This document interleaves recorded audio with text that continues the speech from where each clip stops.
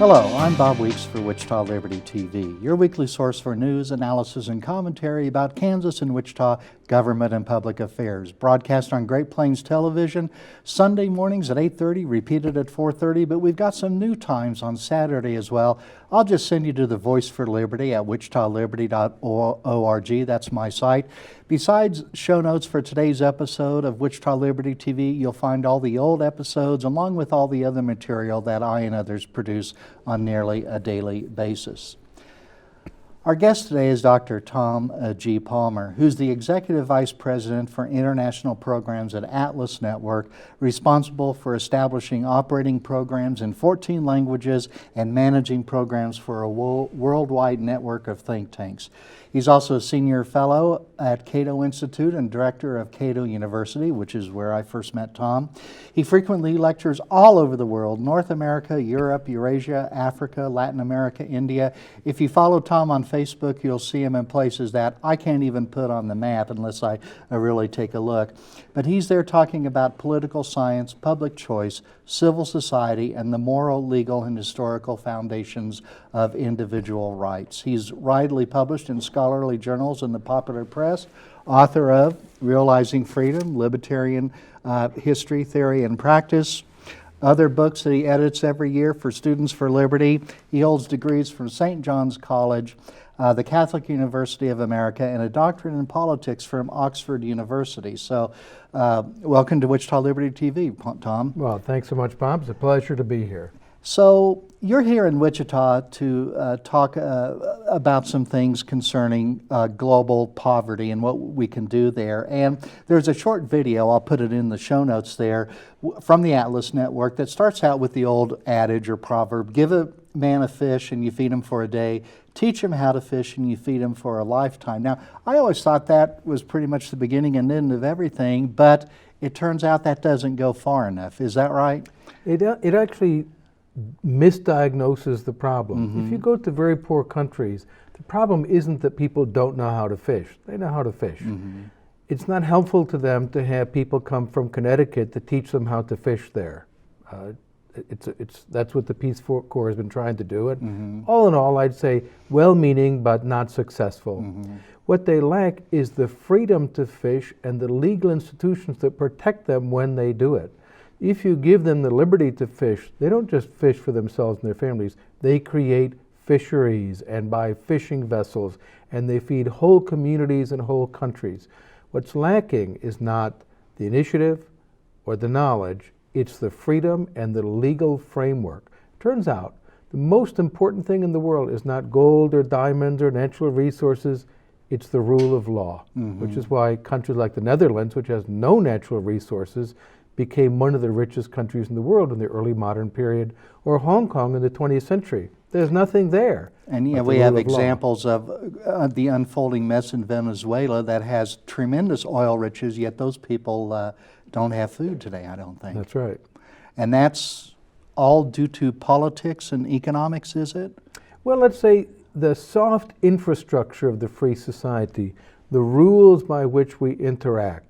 If the rules say that the government can come in unrestrained and take all of your stuff, well, people don't invest in that climate. That's pretty easy and obvious thing. But also, if you have a dysfunctional legal system that doesn't enforce contracts, then people can't make long-term arrangements and expect them to be enforced. So that is the most important thing for economic prosperity and other things that come with that. Literacy, longevity, all the good things in life, and just enjoying a peaceful society. Those are all dependent on and hinge upon the rule of law. Because I guess if you don't have rule of law and you're only concerned about feeding yourself today and tomorrow, don't have time for leisure like we do here in America. I remember reading probably about 10 years ago, Hernando de Soto, The Miracle of Capitalism, Yes. I believe was a title. Capital. And it was all about that many countries do not have the register of deeds like we do that keeps track of it precisely who owns each piece of property, so that there's a really unalienable right to that piece of property that you can do all sorts of things with.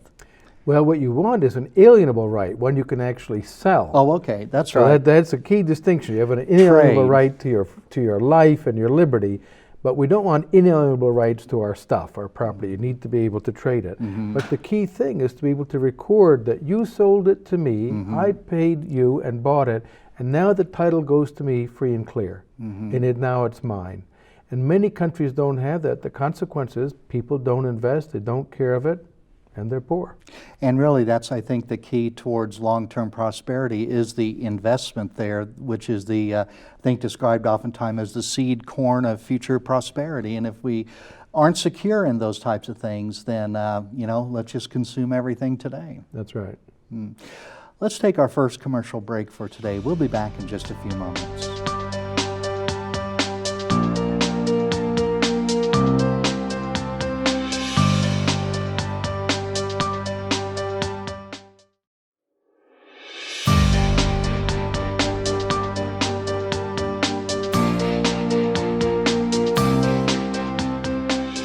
Welcome back to Wichita Liberty TV. I'm Bob Weeks. Our guest today, Dr. Tom Palmer of the Atlas Network and Cato Institute. So, what then is Atlas Network doing to help establish rule of law and other things in many foreign countries? Well, it's a network of organizations, think tanks, and similar organizations all around the world, 92 different countries. We have 479 active partners. Wow. And what they're doing is in each particular country, whether it's Brazil or Ecuador or Indonesia or Ghana or Poland or wherever, is to identify obstacles put in people's way by their governments to making their lives better. So if you have an onerous licensing requirement or restrictions on the freedom to trade, or you're not allowed to sell land, as in Ukraine, this makes it difficult for people to create wealth. And the most important question, something I learned over a long period of time, is most people go out there and they ask, what causes poverty? And I realized that's the wrong question. The question is what causes wealth? Because really poverty is the natural state of people, really. It's what happens when you fail to produce wealth. In contrast, wealth is not what happens when you fail to produce poverty. You try all day to make people poor, it doesn't work, and they were rich. That's not how the world works. What we need to explain is wealth. What makes wealth possible? And that means good institutions that do not put obstacles in people's way or penalize them for innovation, for bringing services to the market, for adding value. So that is really the key. The other thing that's related to that is corruption. People identify corruption as a major obstacle to economic development and improving the lot of the poor, and that's quite right. Then they say, what causes corruption? It's the wrong question. Corruption is natural. We know what causes corruption. Some people want to steal stuff that other people have. Surprise, this has been around for a long time. The question is, what causes honesty? That's a harder question. And it turns out that the rule of law creates self-reinforcing incentives and tendencies for people to become more honest and less corrupt, because you lose business. If you are dishonest with people, you find out pretty quickly other people don't want to do business with you. If you don't treat your customers with respect, they don't come into your shop anymore. And so that reinforces these good moral behaviors, including probity and honesty.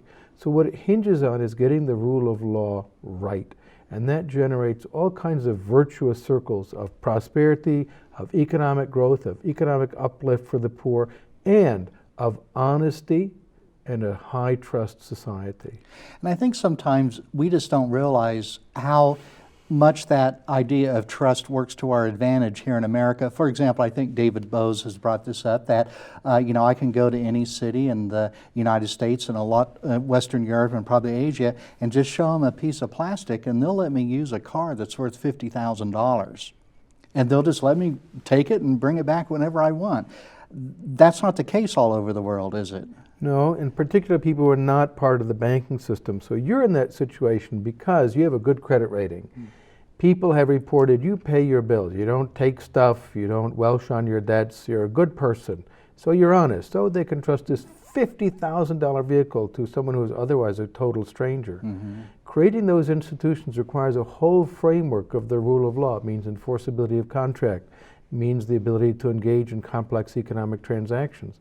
And in places where the legal system is either non-functional or, even worse, highly predatory, In those situations, it's very difficult to build up that kind of trust. So you end up with low trust societies. People can't make long-term planning. I mean, think about all the investments. People will invest in projects and it might not pay off for 20 years.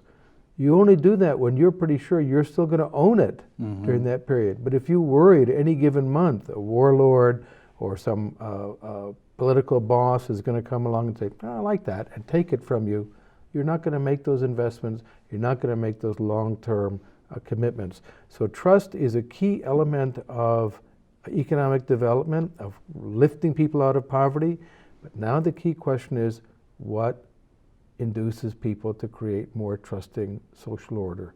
And again, limited government that does its job and doesn't do other things it shouldn't be doing, like stealing from people, ripping them off, and so on. In much of the world, they don't have that. They have governments whose sole purpose is stealing from people. Yeah. And I think a lot of the foreign aid we've given over the years to countries has just been absorbed by the corrupt dictators or whatever. It's made the situation worse. And I Because hear it makes them more powerful, the corrupt people. and unaccountable to their own people. That's the other key. If you're the leader of a government whose budget is 60% coming from foreign aid, why do you want to be accountable to your own taxpayers? The ones paying the bills are New York, London, Washington, Geneva, Paris. Wichita. Even, well, that's where the taxpayers are. That's right. Yeah, we're paying the bill, not the governments really, but we're paying the bills that they rack up. So, well, that's very interesting. So let's take another commercial break. We'll be back in just a moment.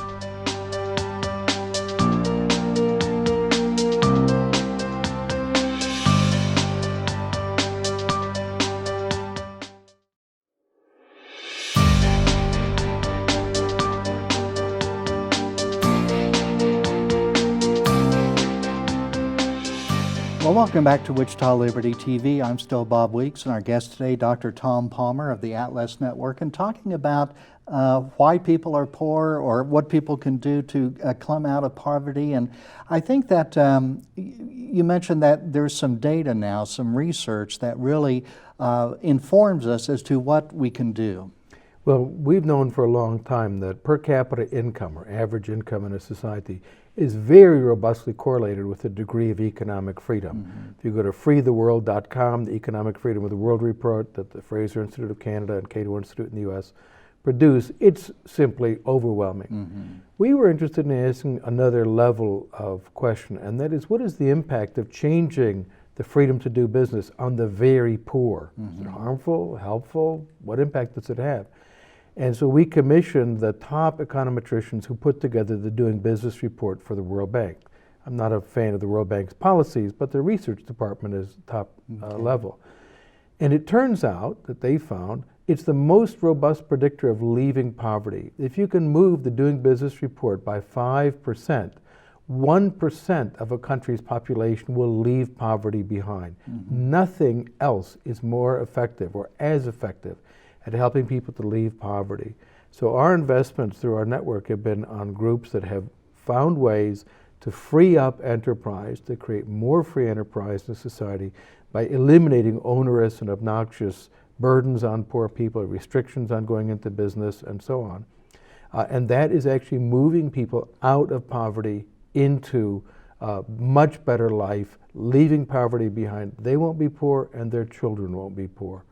So then Atlas is actually advocating for, let's say, political and regulatory reform in some of these countries. Is that how that happens? We're very careful. We're not political, so we don't get involved in partisan politics. We're doing research and advocacy for good policy. So you can distinguish politics and policy. I'm not personally concerned which party does the right thing. It's the right thing that matters to me.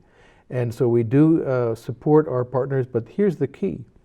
We don't know how to improve policy in Ghana or in Cambodia or in Brazil or Poland, but our partners living there have done the research. They understand.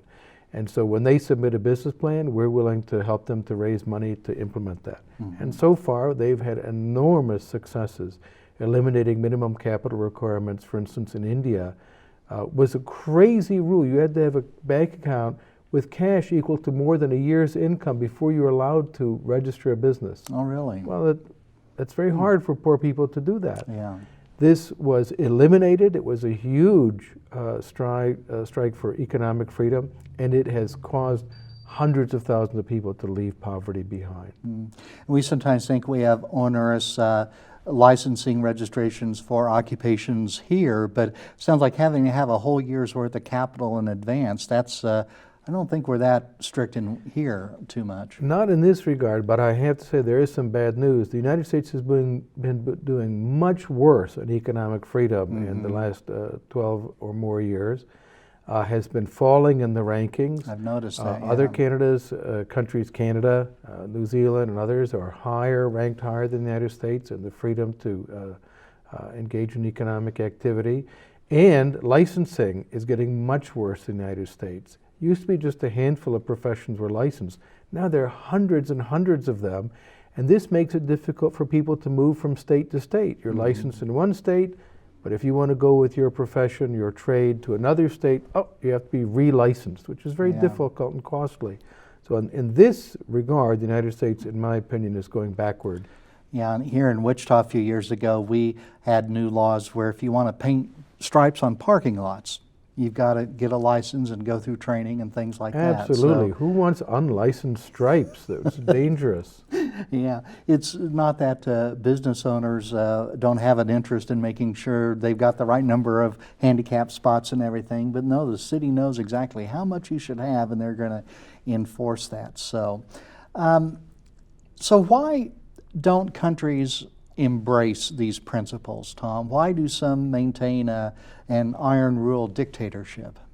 Well, sometimes it's in the dictator's interest to do that. They recognize that the whole society would be better off, but they personally would not be multi-billionaires.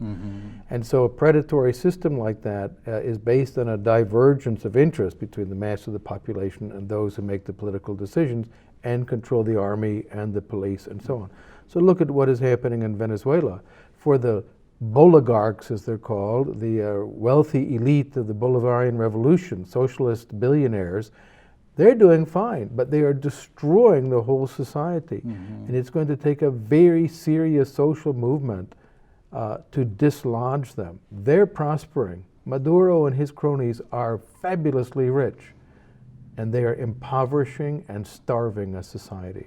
And it's that way, and I think with Vladimir Putin in Russia, and I just read some history on Iran, that the Shah of Iran at the time of the Iranian Revolution about 40 years ago, this family was tremendously wealthy. They just had more money than they knew what to do with, and it was all taken from their people. Well, they've been replaced by an equally corrupt regime. The supreme leader, Khamenei, is also a billionaire. Right. So they traded one kind of corrupt autocrat for another. Do the people like in Iran know that their religious leaders are really stealing from them, or? Yes. They do? Yes. But those people have charge of the army and the Basiji militias and the police and the secret police. And when you step out of line, really terrible things are done to you. Yeah, and of course the police force in Iran, and I think, is nothing like what we have here in America. So that's a lot of problems. So, okay, one more commercial break. We'll be back in just a moment.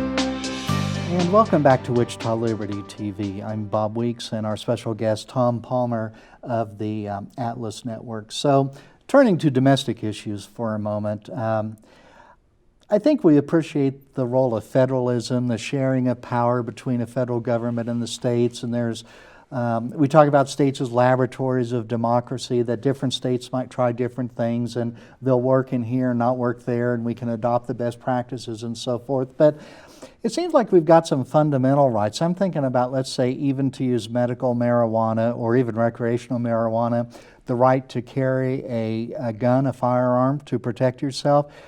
These rights are not uniform in all the states, are they? A number of these rights, such as the right to keep and bear arms, that is a right guaranteed at the federal level to all the citizens of the United States of America. Now, All such rights are subject to time, place, and manner regulations. So some states have open carry and some states have concealed carry, some states have both. What the Supreme Court established in line with the text of the Constitution is that no state may forbid the exercise of this right, although it may be subject to time, place, and manner regulation. And similarly with the right to freedom of speech, I can't issue a death threat against someone, some sort of credible threat. I can't say, well, it's just my free speech, as I stand in front of someone's house with an angry mob urging them to burn it. So those can be regulated in that fashion. But it does not follow from the power of regulation that they have the power to forbid or to eliminate it. So when it comes to some rights, there are very clear rights that are uniform across the United States, that those are fundamental rights, although there may be some variable regulation. So take a simple example with the Supreme Court's decision on a same-gender marriage. Mm-hmm. They said that this was an invidious restriction on freedom that persons have, that if they want to get married, there's no reason to restrict it, and that is now the federal law. But every state may have its own particular regulations on marriage, on common property, and all sorts of things of that sort. But they may not forbid people from marrying on the basis of religion, or race, or gender. That's very, very clear. So we do need to have a variation among the states. We can see what works here, what works there, what fails over here. That's also useful knowledge. What screwed up and caused a failure. People can look at that and adopt the best policies. What we don't need is to have one policy or one set of regulations concerning a right imposed on the whole nation. I think that would be a mistake. But it's consistent and compatible with having clearly articulated rights, both enumerated and unenumerated in the Constitution, and to have those guaranteed also by the federal government, which guarantees to each state a Republican form of government, and that the citizens of the several states shall enjoy the privileges and immunities of citizens of the United States of America. So that's compatible with a federal system, and I think we've been much better off for it. Federalism is, I think, a great innovation. James Madison really advanced political science enormously when he came up with this idea, and it's been useful in other countries as well. India, for example. Had they not had federal system, had it been all concentrated in New Delhi, I think they would be in much worse shape. And it's the fact that they do experiment that they're beginning to get it right. And India is becoming wealthier now that they began this experimentation at the state level. Some were freer than others, and everyone notices the free ones are richer. A country that I'm concerned about kind of in this regard is China. I mean, it seems like China, they go through steps of liberalization of their economy, but then just the other day, the President Xi, I think is his name, he abolished term limits so that he could essentially be president for life, and people are summoning up the shadow of Mao Zedong. And what is the status of China today, Tom, or in its outlook for the future? It's going through a somewhat dark period, in my opinion. We don't know what the future will hold, but basically the collective leadership principle that succeeded Mao Zedong, his personal power was a catastrophe for China. The Great Leap Forward, in which possibly 35 or 40 million people starved to death, and then his cover-up for it, the Cultural Revolution, which was, again, just devastating for China. When he was finally gone, they went to a collective leadership principle, not democracy, not the rule of law, not federalism, but it's harder to be ruled by one crazy person. And now President Xi Jinping is eliminating that, and all power is in one fist. And I think that's very dangerous for China. China is an exciting, developing country, but the future is a bit dark. And one reason is they're hemorrhaging entrepreneurs and millionaires. People make their money in China. Chinese people say, we've been successful, and now we liquidate it and we get out. And they're going to Canada, United States, Australia, and other countries where they feel their future will be more secure. And that's a sign that China may not have such a rosy future when people are leaving. And there's also, rumblings of now a trade war with China potentially, and even military conflict. China seems pretty aggressive in some ways. But you mentioned people like Mao, and we can read about him on Wikipedia or watch or read books about him. It's hard to remember. I mean, the things you talked about happened within our lifetimes. It wasn't some ancient history. It was within our lifetimes, and I guess these things could happen again. It seems hard to believe. In my lifetime, I have seen China change dramatically, Yeah. even from one visit to the next. A very powerful book, Frank de Kutter's book, Mao's Great Famine, tells the story of what was done to China very effectively. It was a horror, what the communists did in that country. It's unfathomable cruelty and brutality and destruction. Let us hope that they never go back to that again. Well, one of the things I think, if the Atlas Network can get more people with economic freedom and the ability to trade, lift themselves up out of poverty, I think they're less susceptible to dictatorship. So that's the general pattern. We're going to see what happens in China right now. Political science is about rules of thumb, or as Aristotle said, what happens for the most part. And I think that what we're witnessing in China is a disturbing development of an autocratic state with a powerful economy undergirding it. And